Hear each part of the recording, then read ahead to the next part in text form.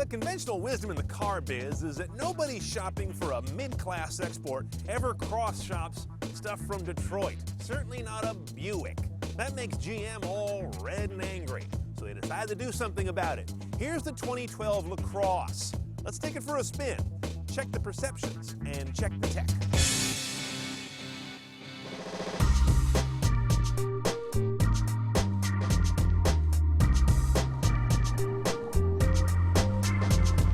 Before I take you inside, first a note about the looks. Trust me when I tell you this car doesn't photograph or shoot well. I've never seen a good picture or video clip of it.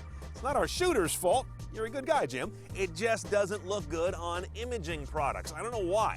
Now here's what doesn't look good.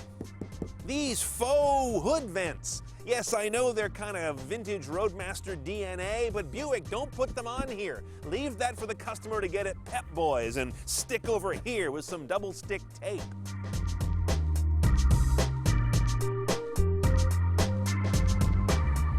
Now, I gotta give it to Buick right off the bat. This interior is not to my liking, it's not my taste, kind of gaudy in a modern Las Vegas hotel way, but it's really well done. If this is your goal, they've nailed the goal. That's one of the great integrations in terms of look and color and style of instrument panel to LCD head unit. Right away, your eye's drawn to this beautiful 8-inch touch LCD. One issue is, because you've got the layback dash, which really opens this room up, you do have a long reach to the screen. If I'm here in my seat, and by the way, I'm pushed way up for shooting purposes, I can't reach that, and I've got kind of long arms. And if I have my seat where I really drive, forget it. Navigation looks great on this guy. It's in there in the class with Toyota and BMW and some others.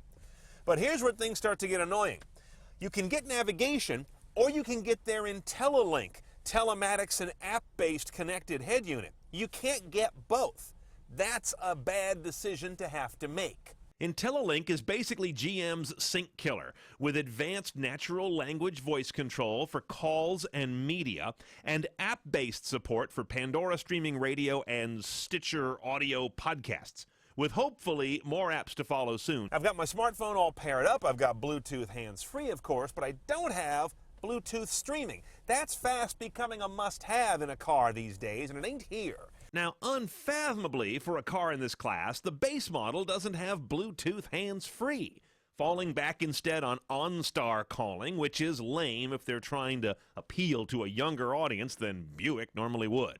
Now, like so many cars, you've got a lockout going on here. As when the car's moving, a lot of things like address entry for navigation go gray for safety. So then you would drop back to your voice command.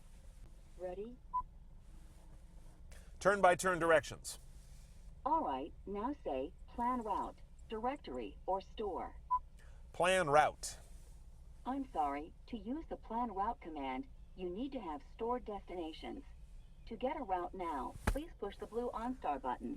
And all I can get to via voice are these dopey turn-by-turn directions from the OnStar Operations Center. I don't want that. I want to talk to my in-car nav system and get this done.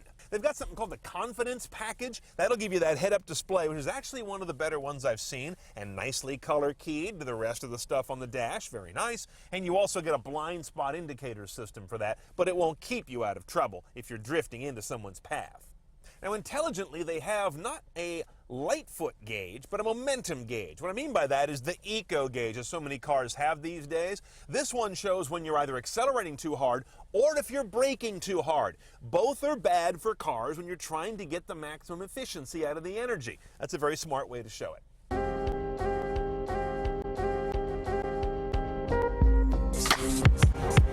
Up in the engine bay, it's not a pretty thing. 2.4-liter inline-4 with some great tech. Direct injection.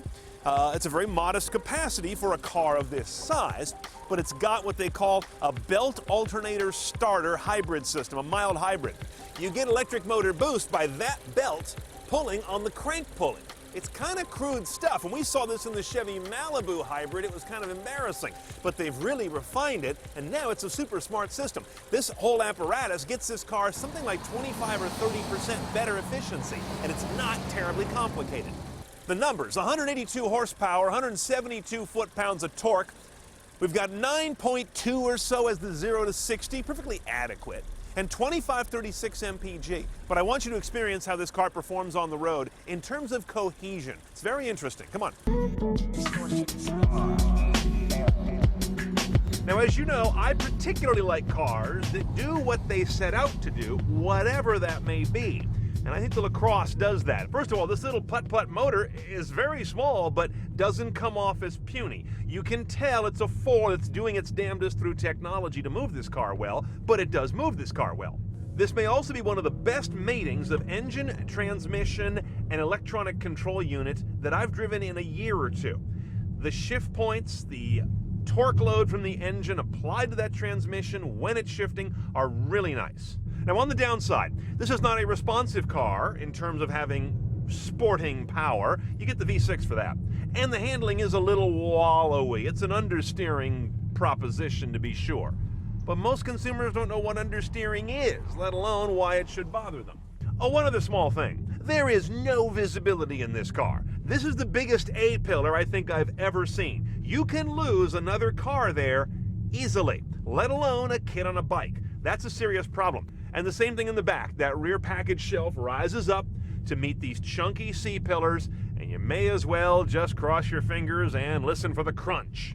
All right, how do we do a LaCrosse, CNET style? Start off base about 31 grand delivered. Then you've got this Sophie's Choice, IntelliLink, their apps platform, or navigation. To me, it's pretty easy. Since the navigation's been crippled by the legal team, goodbye. I'm gonna option this guy with a package that will include IntelliLink, and I'm gonna clip my Android phone on the windshield to get navigation. Beyond that, the Confidence package is intriguing. It's about 1,400 bucks, but it gives you a really good quality head-up display and the blind spot technology if you're into that.